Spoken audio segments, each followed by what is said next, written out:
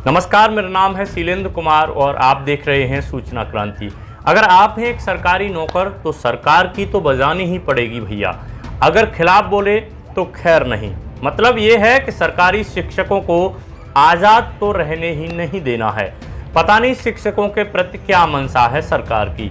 कभी इनसे फाइलें बनवाएंगे तो कभी चुनाव में ड्यूटी लगवाएंगे। कभी बच्चों के राशन का ख्याल रखना है तो कभी विद्यालय परिसर के बगीचा में पानी भी लगवाना है। स्कूल यूनिफॉर्म, जूते, मोजे, बैग, पुस्तकें इत्यादि की खरीद फरोख्त एवं बांटने की जिम्मेदारी भी अध्यापकों की ही है। मिड डे मील बनवाना और फिर बंटवाना। अब जब बेचारे इतना काम करते ही हैं तो मिड डे मील भी ये खुद ही बना लेते। इसके लिए सरकार ने क्यों रसोइया की नियुक्ति की? ये पैसे तो बर्बाद हो गए, चुनाव में काम आते। मतलब ये है दोस्तों कि कैसे भी करके गरीब का बच्चा पढ़ लिख ना जाए। मतलब जब शिक्षक बेचारा इतना काम करेगा तो क्या खाक पड़ाएगा? मशीन तो है नहीं, इसलिए कभी गर्मी में हवादार कमरों में सो जाएगा तो कभी अलाव से हाथ सेंकते हुए मूंगफली चबेगा। हालांकि कुछ असाधारण व्यक्तित्व के शिक्षक इन सभी परिस्थितियों से पार पा जाते हुए बच्चों को पढ़ा भी देते हैं, किंतु फिर भी इन सब में कमी तो सरकार की ही है ना। क्यों इन शिक्षकों को उनके प्रमुख कार्य से दूर कर फालतू के काम दे दिए जाते हैं? मामला गंभीर है, अंत तक वीडियो को अवश्य देखें। जलेसर क्षेत्र के प्राथमिक स्कूल के शिक्षक ने सोशल मीडिया पर राजनीतिक पोस्ट डाल दी। पोस्ट भाजपा के क्षेत्रीय विधायक के संज्ञान में आई। उन्होंने बेसिक शिक्षा राज्य मंत्री को शिकायत भेज दी। मामले में बीएसए ने जांच कराकर शिक्षक को निलंबित कर दिया है। ये कोई पहला मामला नहीं है। आज से करीब 15 दिन पहले हरदोई के विकास खंड भरखनी के परिषदीय शिक्षक विनोद शिरोमणि को सोशल मीडिया पर जाति विशेष और सरकार की नीतियों के खिलाफ टिप्पणी करना महंगा पड़ा था। बीएसए ने शिक्षक को निलंबित कर दिया था। खंड शिक्षा अधिकारी कमलेश तिवारी ने इसकी शिकायत भी की थी। वहीं आज से 45 दिन पहले करौली की तहसील मंडरायल राजकीय उच्च प्राथमिक विद्यालय चंदेलीपुरा में कार्यरत इतिहास के व्याख्याता पृथ्वीराज बैरवा ने अपनी फेसबुक अकाउंट के जरिए परशुराम पर एक आपत्तिजनक टिप्पणी की थी। व्याख्याता की इस टिप्पणी से कई लोगों की धार्मिक और सामाजिक भावना आहत हुई थी और विवाद उत्पन्न भी हो गया था। हालांकि व्याख्याता ने भावनाओं को आहत पहुंचाने वाली इस टिप्पणी को लेकर कहा है कि मेरा किसी व्यक्ति या समाज को अपमानित करने का कोई इरादा नहीं था। उसके बावजूद भी किसी की भावनाओं को आहत पहुंची हो तो इसका मुझे खेद है। इस पूरे विवाद को मद्देनजर रखते हुए पृथ्वीराज बैरवा को कार्यालय निदेशक माध्यमिक शिक्षा राजस्थान बीकानेर के आदेश के जरिए तुरंत प्रभाव से निलंबित कर दिया गया था। आज से करीब 2 माह पहले जम्मू एंड कश्मीर के सरकारी स्कूल के शिक्षक जोगिंदर सिंह को सोशल मीडिया पर सरकार की आलोचना करने के चलते सस्पेंड कर दिया गया था, जो रामबन जिले के एक सरकारी स्कूल में तैनात था। जोगिंदर सिंह ने कथित तौर पर अपने फेसबुक पेज पर केंद्र शासित प्रदेश के प्रशासन की नीतियों की आलोचना की थी। दोस्तों, उत्तर प्रदेश में आपत्तिजनक फेसबुक पोस्ट और व्हाट्सएप मैसेजों के लिए कई शिक्षक और शिक्षा अधिकारियों को निलंबित कर दिया जाता है। सवाल यही है कि सरकारी कर्मचारियों की राजनीतिक अभिव्यक्ति की क्या कानूनी सीमाएं हैं? सजा देने के मामले में समानता के सिद्धांत का पालन क्यों नहीं होता? जानेंगे विस्तार से, और निलंबन से कैसे बचना है ये भी जानेंगे, तो वीडियो को अंत तक अवश्य देखें। तो चलिए लौटते हैं टॉपिक पर। दरअसल जिला एटा के जलेसर विकासखंड क्षेत्र के गांव नगला गडरिया स्थित प्राथमिक विद्यालय में तैनात सहायक अध्यापक सतीश कुमार ने 12 अप्रैल को सोशल मीडिया पर एक राजनीतिक पोस्ट की। पोस्ट विधायक संजीव दिवाकर के संज्ञान में आई।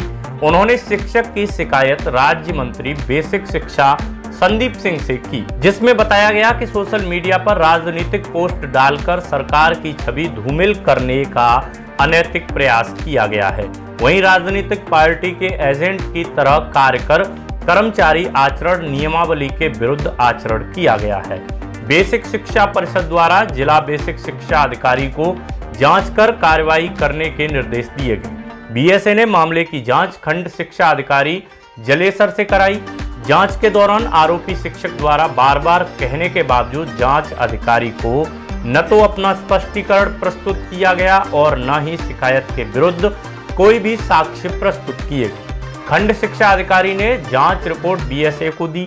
बीएसए ने बताया कि जांच रिपोर्ट के आधार पर सहायक अध्यापक सतीश कुमार को निलंबित करते हुए प्राथमिक विद्यालय नगला कोंडरा ब्लॉक जलेसर से संबद्ध किया है। हालांकि पोस्ट क्या थी ये क्लियर तो नहीं हो सका।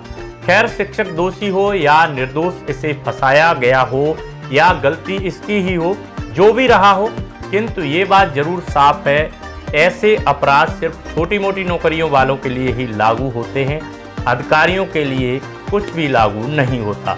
दोस्तों, संविधान के अनुच्छेद 19A के तहत कुछ अपवादों को छोड़कर सभी नागरिकों को बोलने और अभिव्यक्ति की आज़ादी का मूल अधिकार है।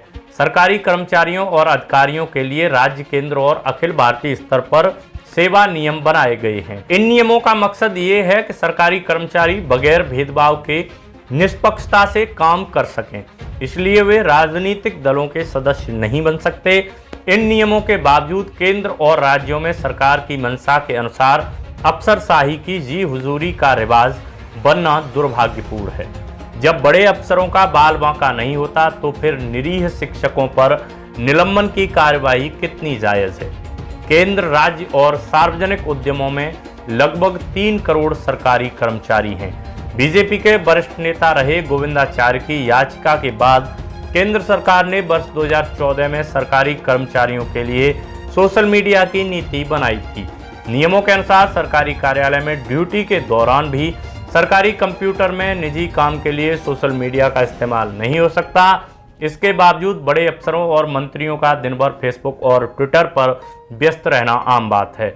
संसद से पारित पब्लिक रिकॉर्ड्स एक्ट कानून और केंद्र सरकार की नीति के तहत सरकारी कर्मचारी देसी या एनआईसी ईमेल का ही इस्तेमाल कर सकते हैं। 6 लाख गाँवों को इंटरनेट से जोड़ने की योजना है, तो फिर सभी सरकारी अधिकारियों को एनआईसी के जरिए स्वदेशी ईमेल की सुविधा नहीं दी गई है। इस वजह से सरकारी काम के लिए गैर कानूनी तरीके से जीमेल, याहू, हॉटमेल वगैरह का इस्तेमाल हो रहा है, जिसके लिए कर्मचारियों को 3 साल तक की सजा भी हो सकती है। जब राष्ट्रीय स्तर पर इतने बड़े पैमानों पर नियमों का उल्लंघन हो रहा है, तो फिर तकनीकी आधार पर नियमों की मार सिर्फ छोटे शिक्षकों पर ही क्यों? जूता मारने वाले सांसद बरी, तो फिर शिक्षक पर एफआईआर क्यों? उत्तर प्रदेश में सरकारी मीटिंग के दौरान जिला अधिकारी की उपस्थिति में सांसद और विधायक के बीच मारपीट और गाली गलौज होने के बावजूद गुमनाम लोगों के खिलाफ एफआईआर दर्ज की गई। दूरसंचार विभाग के वरिष्ठ अधिकारी आशीष जोशी ने फेक न्यूज और ट्रोलिंग के खिलाफ जब दिल्ली पुलिस में शिकायत दर्ज करने की सिफारिश की तो उन्हीं का निलंबन हो गया। व्हाट्सएप के कम्युनिकेशन डायरेक्टर कार्ल बुक के अनुसार व्हाट्सएप मैसेजिंग का प्राइवेट प्लेटफॉर्म है। चुनाव आयोग की आचार संहिता और ऐच्छिक कोड ऑफ एथिक्स के अनुसार इन ग्रुपों के माध्यम से कोई भी प्रचार या संवाद जन प्रतिनिधित्व अधिनियम की धारा 126 का उल्लंघन है। भारत में राजनीतिक दल केंद्रीय नेतृत्व से लेकर स्थानीय बूथों तक को जोड़ने के लिए बनाए गए लाखों व्हाट्सएप ग्रुप्स में सक्रिय साइबर सेनाएं कानून को रौंद रही हैं। राजनेताओं के संगठित तंत्र पर लगाम लगाने की बजाय शिक्षकों की निजी बातचीत पर चुनावी आचार संहिता के उल्लंघन का मामला हास्यास्पद ही माना जाएगा। प्राइवेट मैसेजिंग ग्रुप में सरकारी अधिकारियों की परस्पर बातचीत सेवा नियमों का उल्लंघन कैसे हो सकता है? उत्तर प्रदेश में निलंबित शिक्षक रविंद्र कनौजिया ने तो फेसबुक पोस्ट शेयर करने से इनकार करते हुए हैकिंग का अंदेशा जताया था। ऐसे मामलों में कानून का तकाजा यह है कि कार्यवाही करने से पहले सरकार साइबर सेल से मामले की जांच कराए।